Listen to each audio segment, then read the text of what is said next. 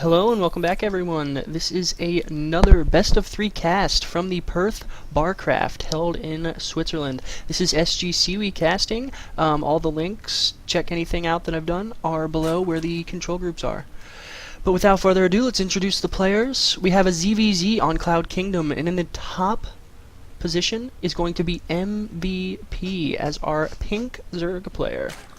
And in the bottom left, we have ASG Nadir as our green Zerg player. As I stated, it is going to be a ZVZ, so do expect probably some early Zergling Bangling pressure into hopefully a mid and even maybe the elusive ZVZ late game. I was told by the host of the Perth Barcraft that this was probably one of the best matches or sets best of 3, so we'll see if he was correct. Hopefully it is a good set of games. No early pools coming out, so don't have to worry about anything from either of these two players too early. Just droning up. Probably going to go with a standard 14 or 15 spawning pool. Be interested to see if one of them chooses to go hatch first instead. As this is a 2-player map, it's less likely that you will actually go hatch first, just because you are guaranteed to know where your opponent is, and as we see, they both actually do opt to go for the 14 spawning pool. Probably drone up to 15 and then take their natural expansions in their respective spots. More than likely you're going to see a 15 or 16 gas to follow that. And then there's a couple of different things you can do as a Zerg player, kind of depending on your style. You can either get out a queen and a set of lings, or some people actually just opt to get the queen and get that extra drone. We do see that these spawning holes are, or these, expansion hatcheries are actually only 1 second apart, similar to the spawning pools. So not too much of a variation, but we do see actually it looks like Nadir is choosing to drone up versus getting his queen and a set of Zerglings. Extractors coming down from both players. Nadir's is a little bit quicker, so he will, depending on if he moves his drones over quick enough, have a little bit of a gas advantage, which should allow him to have a speed timing window. Not going to be that huge of a difference, but we'll see how this plays out. He might just opt for something as like a early defensive Baneling nest instead of speed first.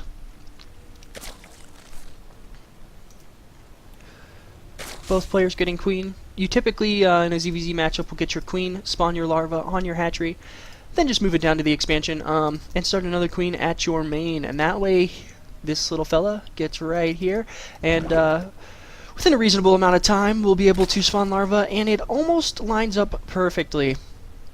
We do see 2 Zerglings coming out of Nadir, just kind of poking around, probably going to try and get some intel. But this queen should be able to snipe them off, and 2 Zerglings actually do come out, so I don't think that he's going to be able to push up into the main. Yeah, and he does manage to sneak the Zergling by. Metabolic boost started for both players, and this is very nice by Nadir. He just gets to see, you know, are there 2 gases down already?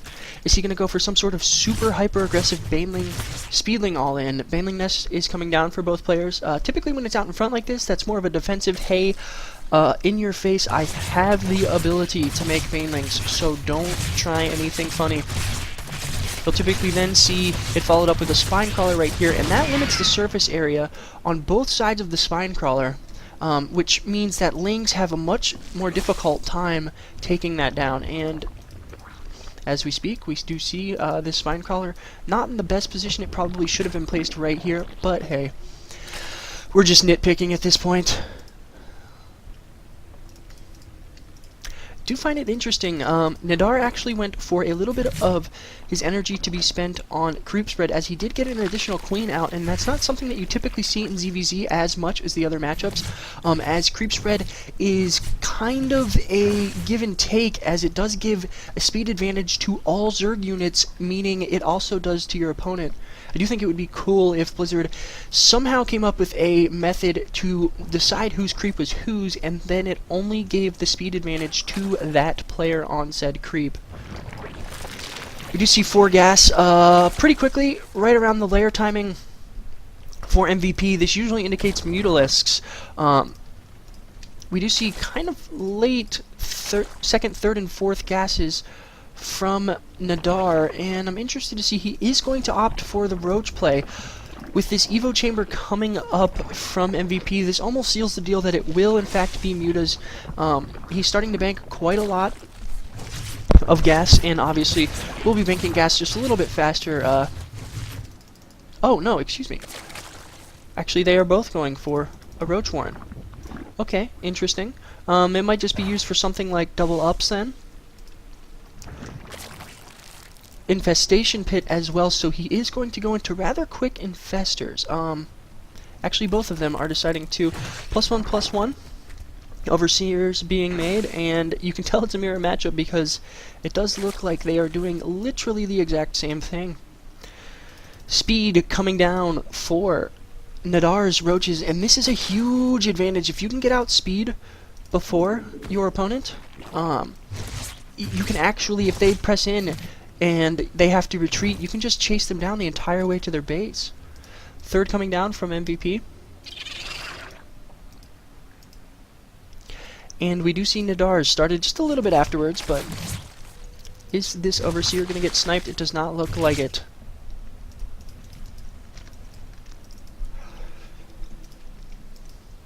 MVP is going to try and snipe this third hatch, not allow it to get up, which could put him at a huge economic advantage, and there is no cancel, which means that R actually loses 300 minerals. That is huge. Not only did he lose the hatchery and the 300 minerals, now MVP's hatchery is going to be up. The production is going to be 50% greater for our pink Zerg, and that is not a good situation to be in. Interesting that he still is pretty much only made Lings up to this point, just now starting his Infestor production along with Roaches. Great mainland connect there, and it does look like he snipes it again. That is 600 minerals that Nadir's lost, and these Zerglings have paid for themselves quite easily. Just gonna send a scouting Zergling up here, and gonna pick off this Baneling more than likely. The Winfesters, as some people like to call them, popping now for our pink Zerg player. 3 Infestors finally coming out, and as we can see, MVP has quite a variety of units out on the field. We are going to see some pressure here, it looks like, from Nadir. No, he's actually going to decide to pull back, as he does spot all of these Roaches here, and I'm surprised that the Queen has not actually taken out this Overlord. Would almost cause a supply block for Nadir, but supplies are even, as we can see. But there is a very large income advantage by the pink player. He has 2 more gas, and that is huge, especially when you get to the mid/late mid-game. Gas actually becomes the resource that you need a lot more of, as Infestors, Corruptors, Mutalisks, basically any sort of layer/hive tech actually require a substantially larger amount of gas. Not going to be able to pick off any of these Infestors, just sacrificing a couple Zerglings to get an idea of where the army is located.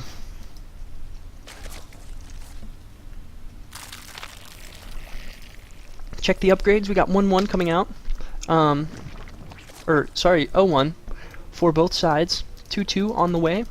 We do have +1 Carabas coming out from Nadir, though, and that will, in fact, help negate the +1 attack, but only halfway, if you guys are unaware. Upgrades and how they stack. An attack is typically better to get, as it offers basically a +2 damage increase versus the armor or carapace, depending on which race you are playing, only offers a negation of 1, so you actually get a 50% increase. And it looks like MVP's posturing for his 4th, just making sure no counter aggression happens here. These 2 infested Terrans are going to be able to pick off this Overlord, as they do have the same movement speed. In response, we see Nadir taking his 4th as well. Looks like it's gearing up to be quite a late game situation. Infestors out on the field, Burrow coming down, and it's like these two players are reading each other's minds. Although we do see quite a difference now. MVP going for Hydralisks, getting the Groove Spine upgrades, as well as 7 Hydras out on the field now, and those are the glass cannons as far as DPS is concerned for the Zerg army.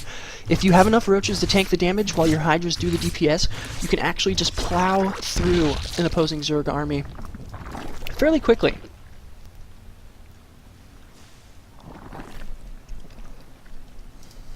Very passive game so far. Not a terrible amount of action, to be honest. Both players just kind of allowing the other to macro up, and it does look like we are going to see the infamous StarCraft 2 Deathball v Deathball.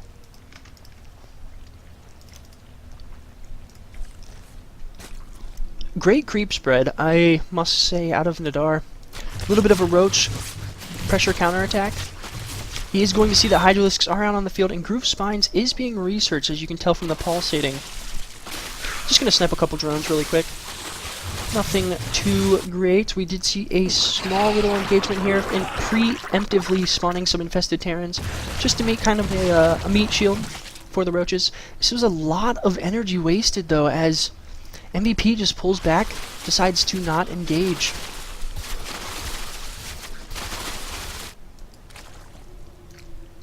We do see quite a few roaches and hydras making their way over to the main army. Both players are pretty much maxed out, but Nadir actually getting supply blocked there is not going to be able to produce anything, and a huge concave from MVP. Oh my gosh. But we do have units sweeping around from Nadir. Great fungals going down, infested Terrans dying so quickly, and these hydras is exactly what I talked about. If you have just enough roaches to tank the damage, you can actually just plow through your opponent. And look at how many roaches died. Yes, but there are still so many hydras alive, and now it looks like he is going to just take this forth with ease. He will be up 1 base, and he can just retreat. He is happy with the damage done. Leave some infested Terrans just to torture these poor little drones. They're just trying to do their job.